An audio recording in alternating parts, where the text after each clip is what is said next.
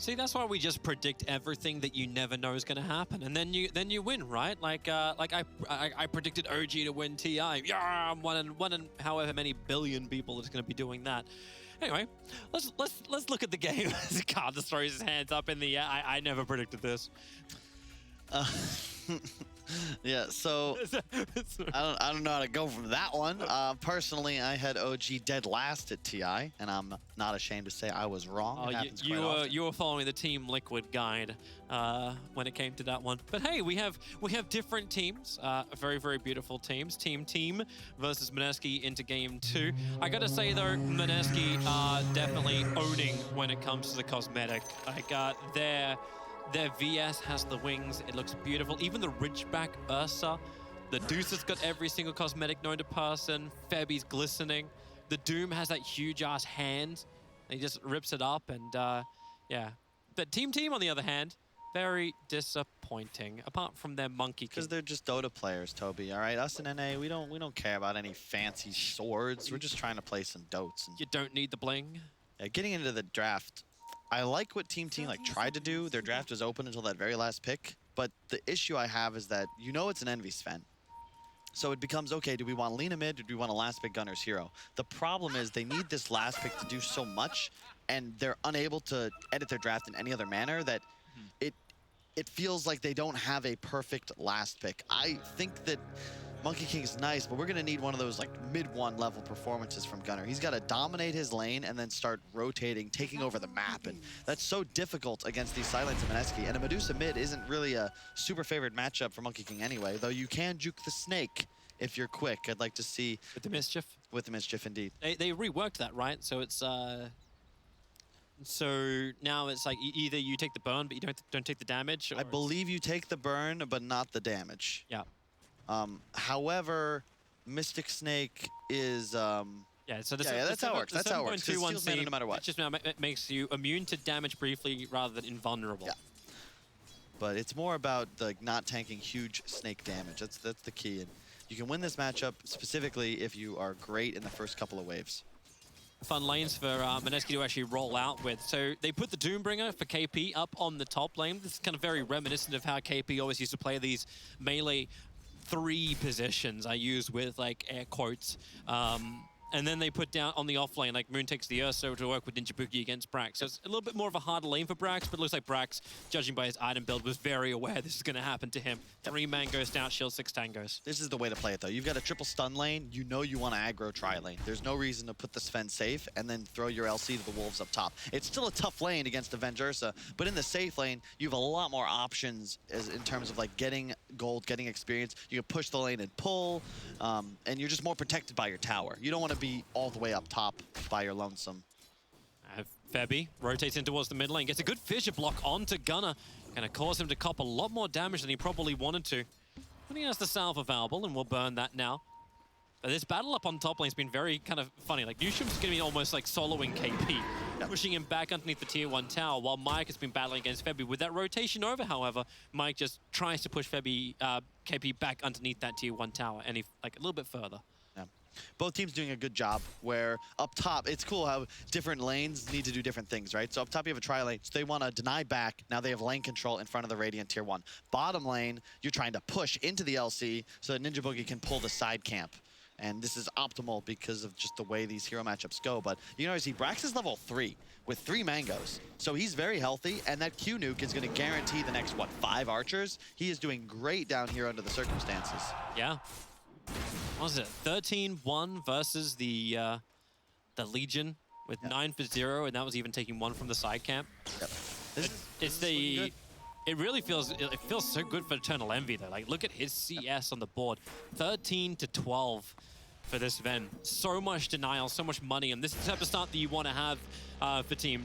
Get that Sven in front, moving him over. He doesn't want to take the battle against KP. Just let everyone else do that. He's busy farming up the camp on the side. KP can die to his supports because they got just enough magical damage. They should be able to get through him, even canceling the south. KP to the trees. He'll die in the fog, as Gunner will be dying in the mid more than likely. Febby needs one more hit to actually bring him down, able to find him in the tree line. So it is the revenge. Both supports helping out this mid lane Medusa. Yeah, this is a game where, you know, the Mineski supports Ven, Shaker. A lot of teams have been running this, notably Alliance, qualified for Birmingham, mostly on the backs of this duo. But the trouble is, you're not strong laners. You've got to rotate. You've got to find these kills. So the side lanes will just be at a loss for Mineski. Yeah, LC is getting out GPM, but just not huge deal. And wow, throwbacks. Yes, I don't like how Nox is actually bringing up the last 3 games he played on LC were all losses. That's a little rough. I mean, one of those is in 2014. I actually think he was playing against me. That's how long ago it was. Oh, yeah, back when Carl was a professional gamer.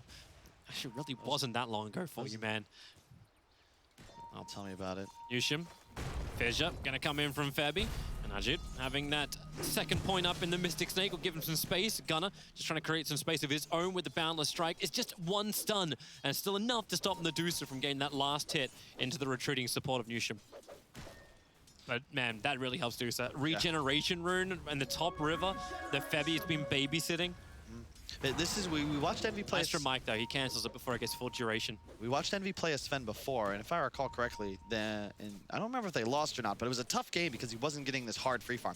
This, however, is the kind of Sven game you dream about as a wee lad. You have full CS, total lane control and dominance, and now you can even stay here all by yourself because you're just so far ahead of this Doom. Now your supports are free to counter the rotations of the Mineski. God, he's actually 2.5 levels. Like, actually, no, it's a level and a half in front of the Doombringer. And considering they started with a tri-lane on the off lane too. Bottom lane, Ursa trying to run himself away. Won't happen. Shackles are up. No duel available, but they have Alliance Striker ready to keep the control up. And Moon wants to continue his run thanks to that chainmail. He's got a lot of armor to work with. One more attack, Brax. Lest the overwhelming odds come down. Doesn't care about the armor. That one's magical. Mineski does get all 4 bounty runes, however, in trade. You're going to be not happy with that, but you'll survive. I think it's time to put Ursa top, however. I'd expect to see him teleport there on respawn because you just don't want to play bottom again, nighttime against LC with 2 supports off map, but he's actually going to come back down here. So Mineski's going to need to try and get some more resources down here to keep him safe. Just have Ninja Boogie never leave his side. But even if that happens, like the only stun that's going to be able to help him out is if you can either interrupt the Line Strike array or just cancel off the Shackle early on and get the timing of Team's chain stuns to be a little bit off. Yeah, I'm liking it for Team though. You have the ability to play more aggressive. As soon as Gunner looks to start getting active. I love this block up on top. Febby actually put the Fissure down and Eternal Envy's just like, I don't have any mana, but I'm just going to turn around and start hitting KP. And KP's like, okay, I actually do nothing. Yep, 3 points cleave on Envy. He's going for farm build for sure. Expect to see like an Echo Saber or a Sanjin Yasha come out first item. Missed a few CS though. I just watched him miss 4 out of 5. So even though he is top with the net worth, I actually think his CS is a bit lower than it should be. He's getting out, like Moon has more, which kind of boggles my mind when you consider Envy's been mostly... Gunner's been Fissure blocked in. He already used his Mischief to avoid the Mystic Snake before. And this is key. Mineski focusing a lot of their attention on the mid lane. You've got to do that. Monkey King is a tempo laner, and he takes that advantage throughout the game. If he was able to kill Medusa a couple times, or at least pressure him under tower, he could start flying through the trees, looking to get involved in these side lanes, but because he's dying, it's just not looking this way. It seems like also a concept that Mineski had coming into this game is like, man, Gunner is really like the superstar player of Team. Can we just focus him down? Looks like Mike will die up here on the top lane.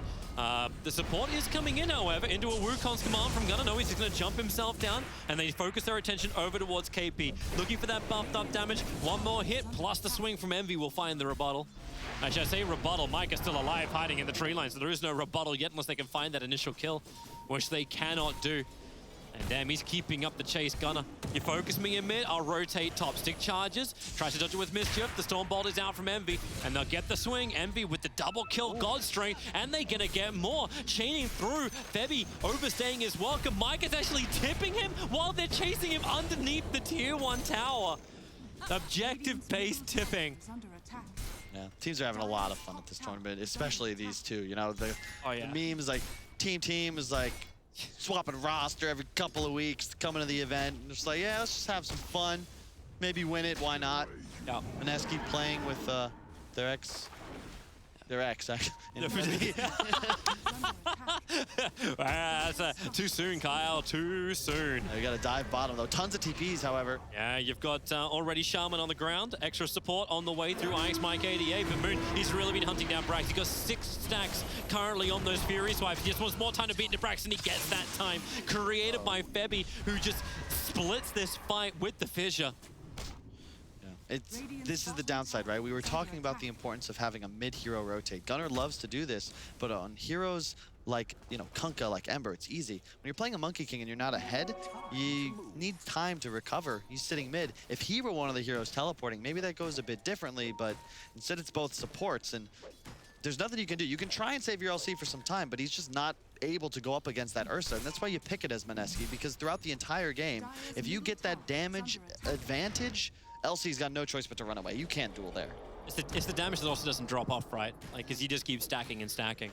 Speaking of which, I actually noticed too, VS has been very, very busy with the Ancients. In fact, Ninja Boogie's already come back here. I think he might be a little bit late to get this stack to work, but they are looking to just inject huge amounts of money into this too. So who's going for a heavy Agi style? So it's double Wraiths and going in for the Yasha with the treads. Yep, he's got maxed out Split Shot and maxed Snake, so perhaps he looks to start farming that Ancient camp right now. It's very difficult. He has 2 stacks of the new Ancients, so that's 80 health regen on that entire camp, so he will need some assistance if he'd like to try and take it down. Also, the Doom is there to potentially help.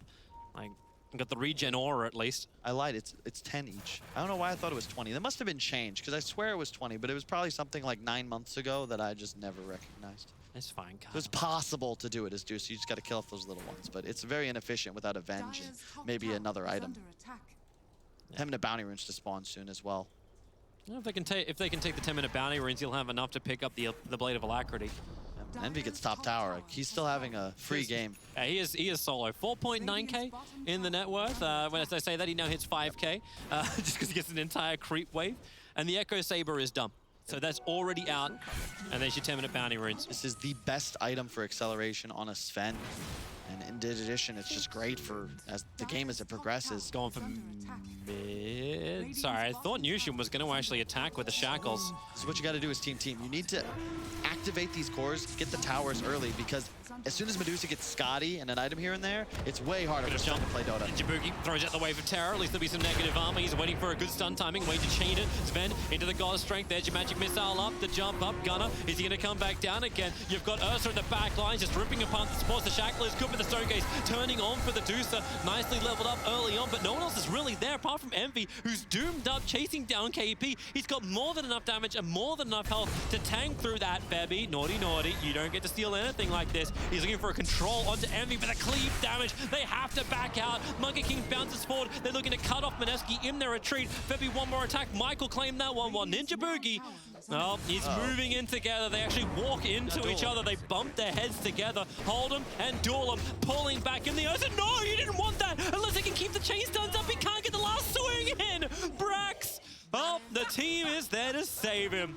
But he held him, he controlled him, and he believed in his team. That was really well done by Team. That's how you got to be playing with this draft. They have the ward behind tower, they swarm as 5 heroes, and it's efficient because they're pincering. Envy farms through the jungle and then collapses. They're going for the mid. If they work out that the stack is being done, Ninja Boogie's going to reveal himself. Mike turns around. They start with a strike just to slow down and get the chain stun onto Ninja Boogie, and now they'll see the stack being done. This couldn't have come at a worse time for Mineski because our Jit is nowhere near complete on this. They're bringing in TP support because they have to secure that stack, but they'll lose their mid.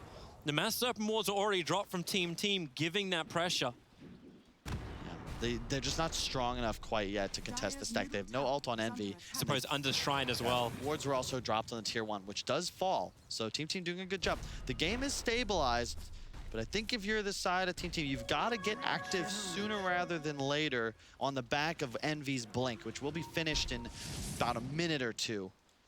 Then you look to just shut down Medusa. You can't allow her to play mid lane and this triple camp around her shrine because it's impregnable, and he'll continue at some point to outscale Envy. KP found in the trees, try and juke it around. With that high movement speed from the Scorched Earth, he's running circles around Eternal Envy. TP Stroll is now going to be available. It just comes off cooldown, and KP uses it instantly, but you're right. Febby, he's watching Brax, looking for the Fissure control, able to nail it. Chain stunning, and then just Moon. Fury swipe galore, and Brax cannot run. from an enraged up bed. That's that win condition kind of never-ending damage. Yep. Like a gunner, just... He's setting up a... Okay, so now they actually will get KP if he can hit the slow. Ice armor, though. This is gonna make him deceptively tanky. Yeah, drop down. Magic Missile flies forward. He'll dodge it once again with a mischief, but it won't matter when Eternal Envy still comes in with such heavy, quick damage. Yeah, Mineski playing this right, though. Ursa, you want to just follow Brax around the map. You don't want to get involved. We were talking about how it's great in the lane, but not necessarily the best hero for the game because there's so many stuns and it's so easy to kite. We'll go up there now, and they know Envy's ult is on cooldown. Looking to defend the tier 2. And he's got more friends rotating over. There's Dire Observer Wards everywhere. They're looking for the Radiant Observer, and Ninja Boogie will be able to find that in the hillside. That's a good Fissure block. IX Mike 88 is kind of stuck in the neutral camp. He's wondering where he goes. Moon just easily dodges the Light Strike array, and IX Mike 88 dies as the rock wall that did pretty much seal his death crumbles. Yeah, well played.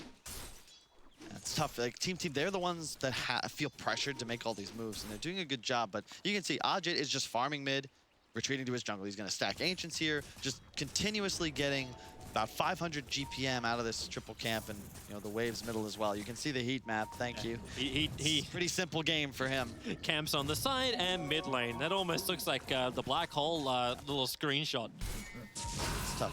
Oh, Hex over on Ursa, Shackles. Envy was not ready for that. He actually blinked himself away, not thinking there was a fight to be had. And I think he was right. He turned back in to help out the Shadow Shaman, who was most definitely dead, but there's more support rotating in. IX Mike 88, Light Strike Array, he holds it, looking for that stun over onto Moon. Won't find it. Brax has the duel available, but he does not want that Ursa. Big Fuzzy was he moves forward, but KP, the Doom, he gets it over on the Monkey King. No Wukong's command. The Echo Slam from Febby, just trying to hold Envy as well as Gunner in position, and Mai didn't hold him. Now Medusa into the Stone Gaze. Envy has to go on a full retreat. They cannot stand and fight while that is up and running, but Envy body blocked up by KP. The Doom's wingspan just way too big. Yeah, they went too early there, Toby. They didn't have the ult up on Envy, so you can see Brax kind of stuck in no man's land. He wants to duel, but there's no target that they're actually able to burst down, and that ice armor on KP, he's not a target. Envy looks to go start attacking him, but it's just not happening. Febby walks up, double echo. 17 armor when he has that ice armor. Like, how do you burn through this? I'm so glad we've seen Dooms now. This is a perfect example of like the change in Dota, where it's no longer about like these individual outplays. You see maybe a War Trap gonna go down. There's bottom lane. Vengeful Spirit locked in. Gun is moving over. Ninja Boogie wants to run away, but oh, Febby, what a great feature. Holding him back. Eternal Envy will come in for his own fight. Ursa has the Enrage. He can potentially get himself out of this one. The massive was what a great trap. Actually working with a wall. They had no other choice but to swap Moon back out. Ninja Boogie sacrificing himself for the greater good. Great job by Ninja Boogie. Like just a true sacrificial 5 support, making the call. Once the Wukong and the wards go down, this is no longer a fight for you. So just get the hell out of there, save your core, and buy time for this Medusa. And yeah, like the ice armor, Dota is it's a thinking man's game now. You've got to try and capitalize on the easy elements to min-max, right? Items, the creeps you eat, the creeps you take over with the HOD, like we've seen Darkseers continuously abuse, like these offlaners that either eat or take control of these neutrals, like Wolves, Ice Ogres, the Centaur Stomp. Like, it's so valuable if you play around with the right ability. And you're gonna have a blink on LC soon, but if Team don't find the initiation and then get those big ults down to secure an area, you will not win fights against the Mineski lineup. They have a Shaker who's about to finish the blink, a BKB Ursa. We talked about how there were so many stuns, so many kiting tools. Well, this is an item that'll buy him freedom to maximize his efficiency in the next 2 or 3 engagements. By that time, you'll have a Scotty on Medusa, and the game gets way easier for the Dire side to play. I'm actually wondering, like, how the hell do you kill off that Ursa with the BKB up and running? You just run? So how many drum charges are left? There's 5 drum charges, so that's how you run. I hate to say, like, that's the way Brax survives, but they're forcing the fight. Mineski go into the pit. Now Team, they have to potentially react. Observers and Sentries going down, but Mike didn't get the Observer Ward. Mineski's gonna have great vision for this fight. They already swap him in, and Mike stunned up, Envy into the back lines. He's looking at Febby's Earthshaker, trying to keep this Echo Slam out to find, potentially bring down the supports, but it's not gonna work. Not while the Stone Gaze is up. He turned back into it, stunned up, stone down. And the Doom is onto the Monkey King once again. This will open up Ursa. He did lose his Fury Swipe stack, so they have to start Roshan again. They have no ulti on Medusa either. This could be dangerous, but the hard carry is dead, right? Envy isn't in this game. The Doom was wearing off on Gunner, so they're going to shrine up, but the Ursa, the Venge, it's just too fast. Yeah. And now they have an Aegis Immortal at the same time as the Blink reveals ready for the ES. Yep. All this just coming together. for Mineski. And it's going to be a real test for Team. How do they hold against this? You've got tier 1 towns. Actually, maybe that's the better question. Like, where do Mineski look to push? How does Team set up for that area with some level of vision?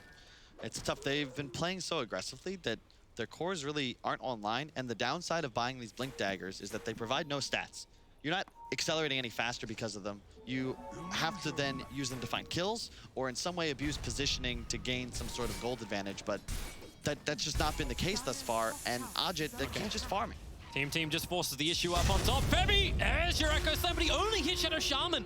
With a war cry up, they've got a lot more to sustain, and underneath the Mass Serpent Wants, Wukong command, Ursa into the back lines, the duel will begin, but Legion command, that's like sealing her death unless they can keep the stuns on. Moon, he's still so low on life, but it won't matter. He has enough to fight with. They swap him in and be able to blink away from Ninja Boogie, while up in the trees, Shadow Shaman and Doombringer playing around. There's your Wave of Terror, there's your Vision. He will not complete that TP out.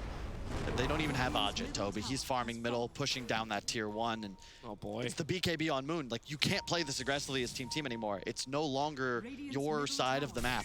And Mineski are very confident taking these fights. 15-12 and 7K gold lead all of a sudden. Looks like they may even, like, look at the win probability. In 5 minutes, they've started running away with the game. And now you can just sit on the stage and follow Medusa. Oh, they found Envy in the tree line. Finisher, hold him. He didn't even react. This is nighttime, so you see a lot less. But yeah, Ninja Boogie realizes just what happens here. Walks up, finds the kill. Well, thank you, Envy. This is not the way you really want to... There must have been some level of discussion going out in Team. It's like, all right, boys, we're in a little bit of trouble. How do we get around this? My brain power is just elsewhere right now. In an Envy team, there's always a level of discussion going on. And right now, not quite sure what the conclusion would be because you've got yourself against a wall. Like, the thing about the Ven Shaker, they're weaker in lane. But if you can collect rotation kills and then get into this mid to late game around a hyper carry like Medusa, it's so easy for him to play now because you've got so much save behind him. This Observer sees so much from the Dire side. They just move forward and the Fissure stun is out and the double chain stun. They do have the shackles to keep Moon under control. Remember, he's got the Aegis Immortal. They really want to have this fight. The Doom's already on Envy, so he's out for the count. In fact, KP's just going to run him down. He's actually running with him. He's not even attacking him. So I'm going to stay with you. My Infernal Blade now comes off cooldown. Now I'll kill. Wait, no. Fabby's got himself a double kill. Well played. Hey, he's auditioning, all right? He's got to do as much as he can to ensure his stat line. He needs a good KDA. Well, currently he's 4-11, so he's looking pretty good. I think his stats are better than the bet stats. Yeah, if anyone's got a need to Westbrook right now, it's our boy on the Shaker. And now mid tower's dying. Manta's up. You're going to have a Scotty come out soon on Medusa. They're trying to trade. They actually use the Mass Serpent Wants to push the tier 2 tower on bottom lane. This is just a free ticket for Mineski to go high ground. That's very tough to stop as well. You have no Envy. He will be respawning with all of his cooldowns up. I think Mineski might want to just take tier 3 and get out of here. But hey, they have Aegis. Maybe stay confident. They do have BKB on Ursa as well. X. Ursa, Shackles, looking for the extra control, but once again, Febby is there, ready to jump forward. Newsham, he does the best he can. Gunner into the wound. Cox and Mars! Febby move in for the dunk. Here's the perfect Echo Slam, cancels all the stun control, and Eternal Envy. This man is stoned. Underneath the racks, he'll go down. Mass buybacks in from Team, but Ursa wants to keep fighting. The BKB may be down, but he's got the Aegis Immortal ready to go. So even if he dies here, they've still got more to fight with. So the Aegis pops. Here we go for round 2 of the Wukong's command. This time it does come off. They get the control stuns and the duel over on the Ursa. He doesn't have that quick stack up, so they get a huge kill. 675 gold for Brax, but they need more. They need this extra control, but Febby and KP, both with blinks, are able to outrun Team, but they keep their mid racks alive. Cost them 3 buybacks though, Toby. And yeah, you killed Ursa, but just as Venge in addition, it's not enough. Yeah, the huge amount of gold they got from it, they still go negative 215 for the fight. Yep. Yeah. The problem is that was also into, there's no Echo, there's no Deuce ult, there was no Doom, and it's still, they've got a lot of stun control, but it's just one at a time. Yeah. You can see the Wukongs went down. Everyone inside of it is dead. Mineski can just easily back away from that. They're going to regroup. It feels like almost a repeat of game 1, where Mineski get ahead. They've got the superior team fight with their spells up, and they just sacrifice what they need to ensure that that next engagement comes up, and they're going to win it again. So they just ensure they get it right. They still seem to be having a lot of fun on the way. Like, I'm fairly certain Febby wouldn't have Fisher stolen that kill if Mineski were feeling like they were in a rough spot. And they're coming once more. All ultis are up apart from Echo Slam. That's 47 seconds off cooldown. But with the Medusa at the front line with a fresh Skadi, they want this mid-rax, and they have 2 creeps that will ensure that backdoor regeneration is turned off. But where is Team? Not ready to fight yet. Gunner, he's on the tree closest as he can possibly get. Doom jumps forward, looking for the Shaman and Infernal Blade, but the melee Rax is the primary target. Envy is farming up the top lane. He doesn't want to actually have to come back, but he'll have no other choice. Melee Rax is gone, and Earthshaker is there to defend the top lane. It's the same as the first game, and I know Team lost that, but their decision to let this Rax go is a good one. You know, they get a tier 2 out of it. Even the wards dropped bottom, I don't mind too much, because they're getting as much gold out of the map as possible. It's an 11k disadvantage. The problem is that the Mineski lineup is just better this time. Yep. They're the ones with the late game, and it's Team that are on the clock. So they're doing what they can to stay even, but it's just, it only gets harder from here. It doesn't even feel like they have a good combination. Like, if you had a Darkseer working with this event, maybe you can get yourself that big combination stun into heavy damage, but it just doesn't exist now. Team again on the run. Doombringer blinking himself forward. Such great movement speed. Easily dodges the Boundless Strike. And Gunner, well, he was baiting the Wukong's command, but they find an easier target. Newsham underneath his own tier 2 tower. He'll go for the tree line, but yeah, stunned, controlled, can't run. Not when he's also Skadied up. And this is just the way you play this sort of draft, right? You've got Ursa, Doom, Medusa. They just go Devi fully in. Febi's lingering in the back line to ensure he's always ready to counter-initiate like he's done so well so far. Yep. Ninja Boogie could aggro swap. He's ready to swap his Medusa out of a Wukong's if necessary. Now you just catch the lanes. You start doing the cut. You just camp one side of the Radiant jungle and just push in. It does still feel like Team are hoping for that big hitter. Like, you get the Crystallis over onto Sven. You have the Echo Saber for that quick double hit. And then if he can just use it in the combination with the God Strength, maybe he can get this early kill that just puts Mineski on the back foot. Give space for Gunner to be a hero, because, like, I don't know about you, like, it does feel like the Monkey King just has little to no presence after he throws out that first Boundless Strike. And part of that is the itemization, right? Where, I know I brought it up already, but this Ice Armor. Look at the Team lineup. You see any magical damage? It's all IX Mike. So this Frost Armor, effectively, every point of armor is plus 5% EHP. Diminishing returns. They're really hunting. Storm bolts out, up on the top. Febby again with a double stun, but Ninja Boogie, Envy. Oh, there's your damage. 703 crits is what he's getting out, trying to get rid of the illusion, but did he hang around a little too long? Dusa starts with the Skadi, and this really slows down Sven. Wukong being baited by Monkey King. Up in the trees, they don't see it there. And it's just a straight disengage. You got to kill. You're happy with this. Yep. But again, it's Mineski giving away the hero they care the least about, their 5-position Venge. And the net worth differential comeback mechanic is no longer based on a team's net worth, but rather the individual. So that's 10th place. It's not really something that's going to help out so much for this Radiant side. And yeah, to follow up on the armor thing, every point of plus armor is 5% EHP against physical damage. So effectively, the Team lineup needs to do, rather, you have 40% more HP against the Team lineup as every hero that's Frost Armored by Mineski. Usually you'd see a Wolf Creep when you have Deuce Avenge, but you just don't need it. As long as you stay alive, as you said, Monkey King, like, what are you gonna do? Where's who are you trying to kill when no one's taking any damage? I really don't know. Like, the only thing I think will work for them is if they can keep Monkey King alive out of this. Because, you know, the second this happens, Mineski will just go towards Roshan and they just commit the Doom. KP is just like, all right, we're going in on this.